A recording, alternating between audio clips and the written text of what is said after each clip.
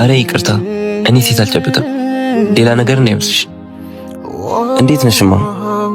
ደህና ነህ? አዳር ስንት ነው?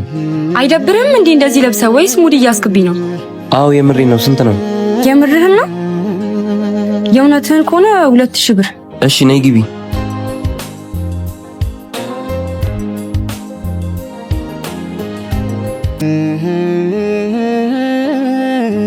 እዚህ ምን እንሰራለን? እና እንተዋወቃ። እኔ ዑመር እባላለሁ። እኔ ደግሞ ነፃነት እባላለሁ። ለማንኛውም እኔ እዚህ ያመጣሁሽ ቅድም ባለገኝኝ እንዳልኩሽ አይደለም። እና ምንድነው?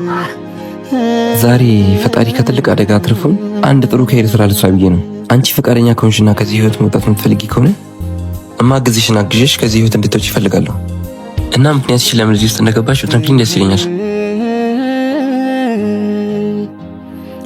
ታሪኩ ረዥም ነው።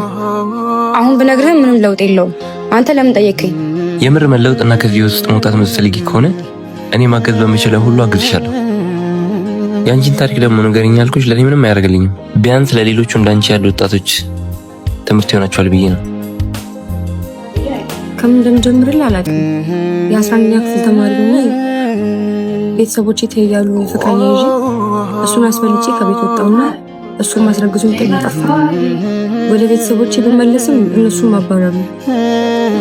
ለዛ ነው እዚህ ውስጥ ገባሁት። ግዴታ ለመኖር ደግሞ ይሄን ስራ መስራት አለብኝ። ከዚህ ውጭ ሌላ አማራጭ የለም። የምር አሁን እኔ ሌላ ስራ ብሰጥሽ ከዚህ ህይወት መውጣት ትፈልጊያለሽ? አዎ በጣም ደስ ይለኛል። ጠዋት እየጸለይኩ ነበር። ፈጣሪን ጸሎት ሊሰማኝ መሰለኝ። ውብ አረቢያ መጅሊስ የሚባል ድርጅት አለ። እዛ ድርጅት ውስጥ እኔ ያስቀጥርሻለሁ። ስራው ምንድነው? በጣም ነው የማመሰግነው። ሰራለሁ። መች ነው የምጀምረው? ነገ መጀመር ትቻለሽ። ግን እኔ የምልህ እንዴት ነው እንደዚህ ለብሰህ እኔ ልትረዳኝ የመጣኸው? እንዴት እዛ ቦታ ልትመጣ ቻልክ? ሼም አልያዘህም? ሰው አልፈራህም? እኔ ለሰው ብዬ ሳይሆን ለአላህ ብዬ ነው ሰራው። እንደይም ካላም አረ ይቅርታ፣ እኔ ሴት አልጨብጥም። ሌላ ነገር ነው ያምስሽ። ተቀመጪ። እሺ